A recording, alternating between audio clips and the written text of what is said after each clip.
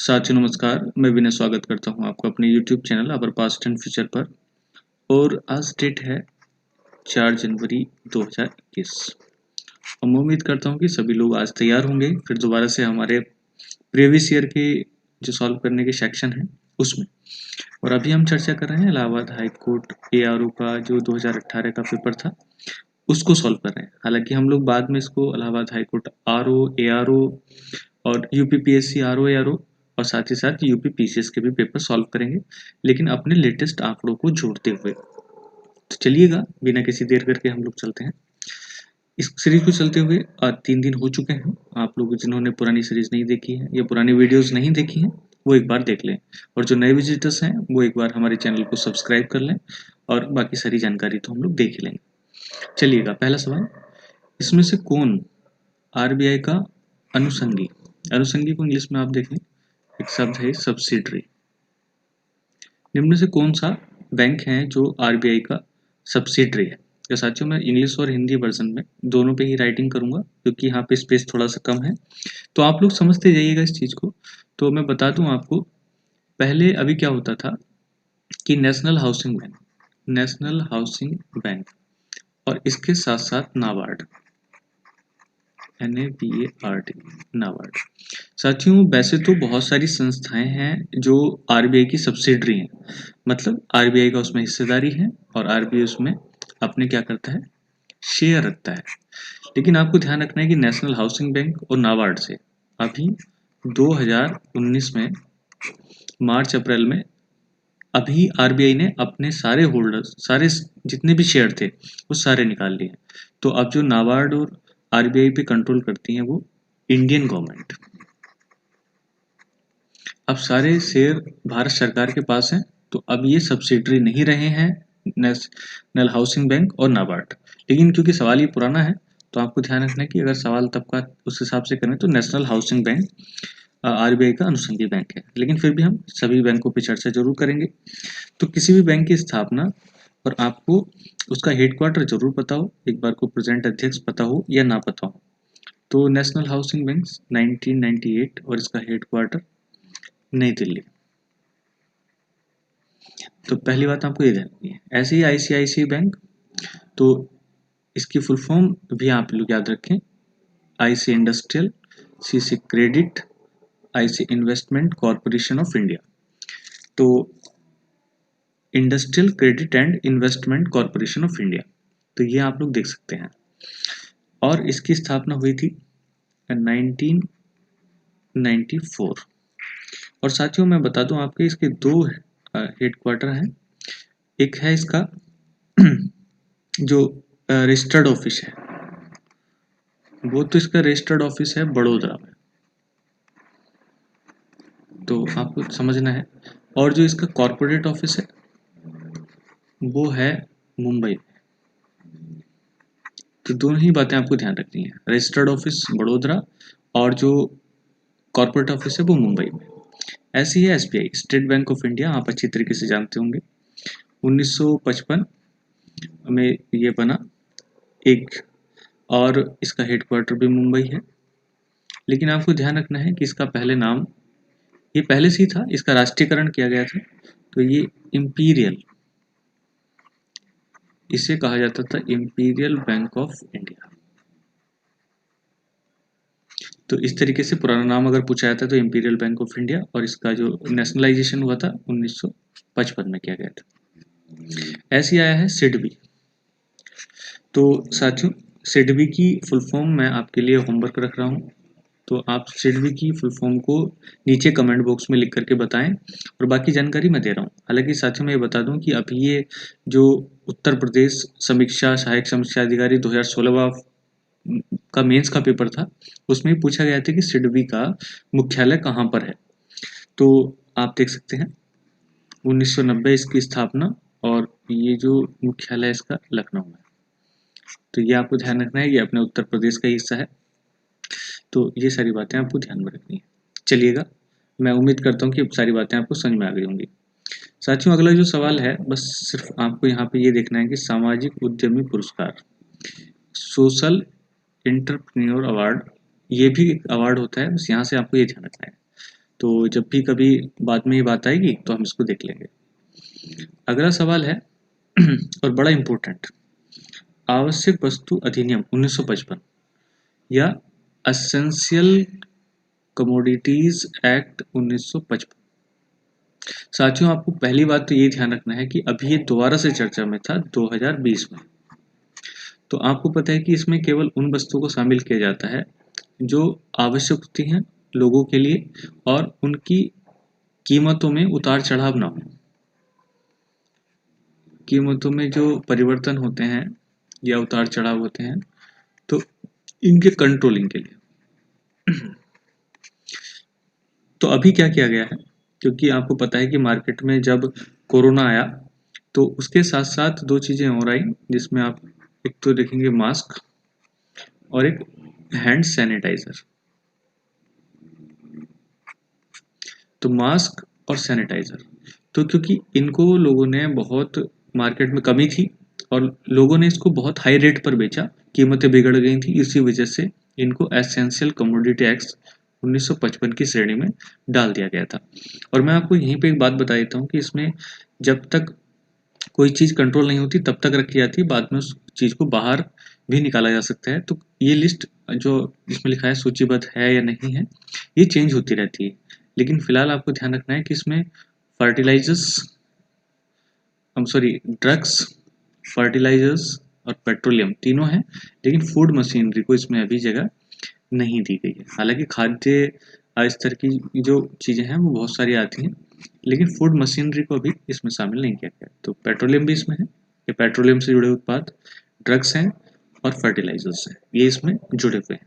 तो आप लोग ये देख सकते हैं। और क्या चीज़ शामिल की गई इसमें, मास्क और सैनिटाइजर। चलिएगा साथियों, बहुत इंपॉर्टेंट सवाल ये आप लोग देख सकते हैं, ऑपरेशन फ्लड। तो 1970s का है, 1970 के दशक का। तो इसमें तो आपको बहुत सारी चीज़ें ध्यान रखनी है। तो ऑपरेशन फ्लड पहली बात तो किससे जुड़ा हुआ है, आपको ध्यान रखना है, दुग्ध उत्पादन से।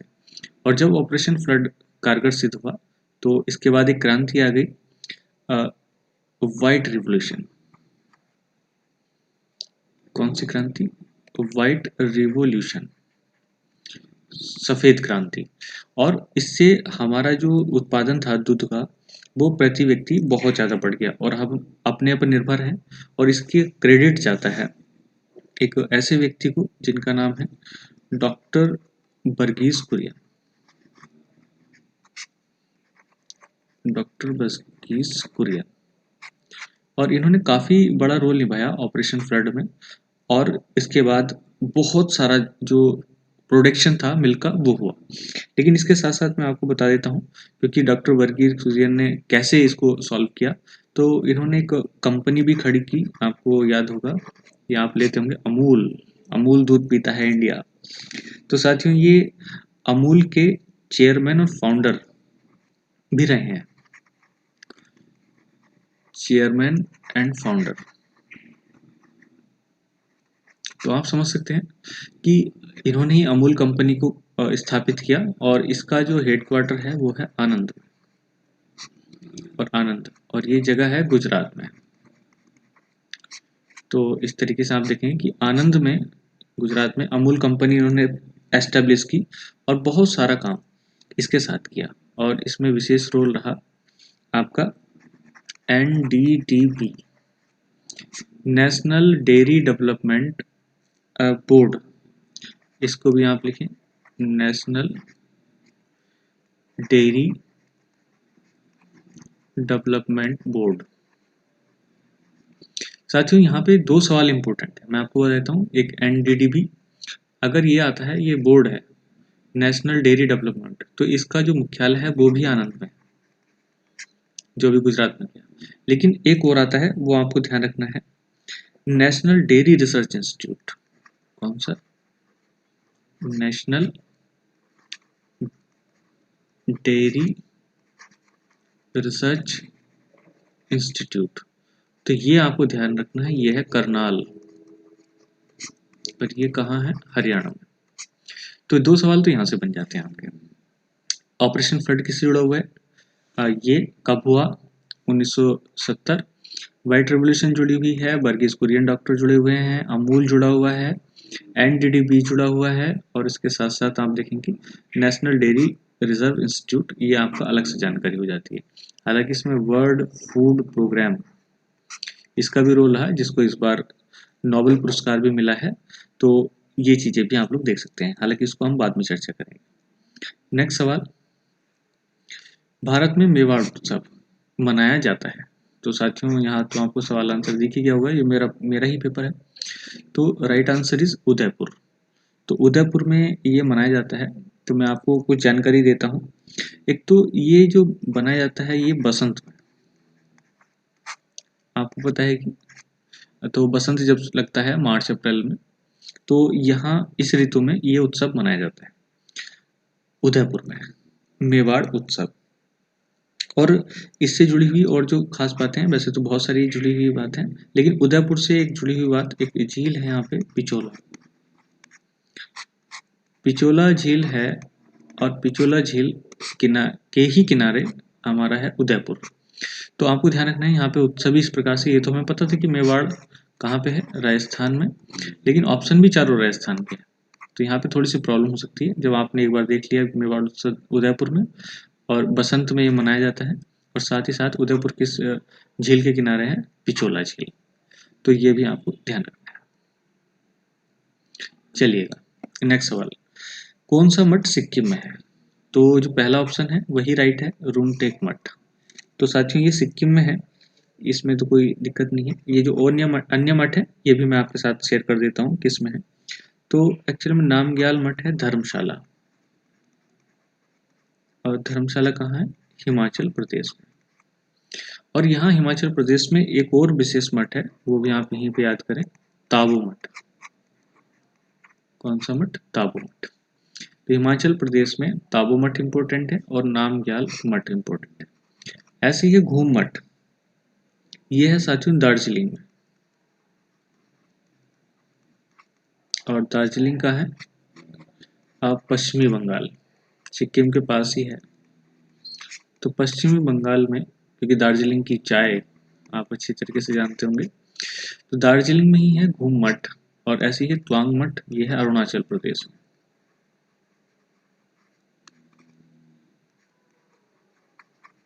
ठीक है, तो रुमटेक मठ सिक्किम, नामग्याल मठ और ताबू मठ धर्मशाला, घूम मठ दार्जिलिंग पश्चिम बंगाल, और त्वांग मठ अरुणाचल प्रदेश। तो इस तरीके से आप लोग इस चीज को देख सकते हैं। चलिएगा नेक्स्ट सवाल, ये भी इंपॉर्टेंट सवाल है, ज्ञानपीठ पुरस्कार का संबंध किस क्षेत्र से है? तो ये भी आप समझिए होंगे, साहित्यिक अवार्ड है ज्ञानपीठ, तो ये दिया जाता है। तो पहली बात तो ये कब स्टार्ट हुआ, 1961 में। लेकिन आपको ध्यान है ये पुरस्कारों की घोषणा हुई थी, लेकिन जो फर्स्ट अवार्ड दिए गए थे वो 1965, और पहला व्यक्ति जो इसको लेने वाले थे वो जी शंकर कुरूप। तो इस तरीके से आपको ध्यान रखना है, जी शंकर कुरूप पहले थे, और ये आपको बताना है किस भाषा के कवि थे, और इनकी जो पुस्तक थी जिसकी वजह से इनको ये अवार्ड दिया गया था, तो वो आप यहाँ पे देख सकते हैं। और ये थोड़ा मुश्किल सा नाम है, तो ओर्डे कुचल। तो ये है, तो ये कौन सी भाषा के थे? तो ये तो आपके लिए है होमवर्क, ये आप नीचे कमेंट बॉक्स में लिख करके बताएं कि किस भाषा से थे। बाकी सारी जानकारी मैं दे रहा हूँ, उसकी आप टेंशन ना लें। तो पहली बात तो आपको हो गया यही सवाल। दूसरी बात कि कितनी भाषाओं में दिया जाता है, क्योंकि भाषा आपको बतानी है। तो आपको देखना है कि 8वीं अनुसूची, 8th शेड्यूल, भारतीय संविधान का जो 8वां भाग है, 8वीं अनुसूची है सॉरी, तो उसमें 22 भाषाओं की बात की गई है, और प्लस इंग्लिश को अगर हम लोग इसमें जोड़ दें तो इस तरीके से टोटल 23 भाषाओं में दिया जाता है। लेकिन आपको ध्यान रखना है कि अभी 23 की 23 भाषाओं में दिया नहीं गया है, तो अभी कुछ शायद 16-17 भाषाओं में ही ये दिया गया है, शायद 16 मुझे ध्यान है, तो 16 भाषाओं में दिया गया है। तो आपको शंकर कुरूप वाला बताना है। तो पहले क्या होता था, पहले एक विशेष रूप से आप देखेंगे यहाँ किताब लिखी हुई है, तो मैं इधर की तरफ लिख दे रहा हूँ। पहले ये क्या होता था कि केवल एक ही बुक के लिए विशेष दिया जाता था, लेकिन 1981 यहाँ से क्या किया गया, फिर ये पिछले 20 सालों का एक्सपीरियंस, पिछले 20 सालों का काम देख करके ये दिया जाने लगा। तो आप लोग समझ सकते हैं कि पहले बुक के लिए आप, लेकिन अब पूरी ज़िंदगी का लाइफ टाइम का काम देखा जाता है। यहाँ पे 2 चीज़ें हम वो देखेंगे। फर्स्ट हिंदी, पहले हिंदी वाले राइटर कौन थे जिनको ज्ञानपीठ दिया गया, तो वो हैं सुमित्रा नंदन पंत। तो इनका भी नाम आपको देना है, सुमित्रा नंदन पंत। और इनकी पुस्तक कौन सी थी, चिदम्बरा। चिदम्बरा के लिए इनको दिया गया था ये पुरस्कार और 1968। और फर्स्ट महिला, फर्स्ट फीमेल इसको प्राप्त करने वाली, वो भी आप लिखेंगे, वो थी आशा पूर्णा देवी।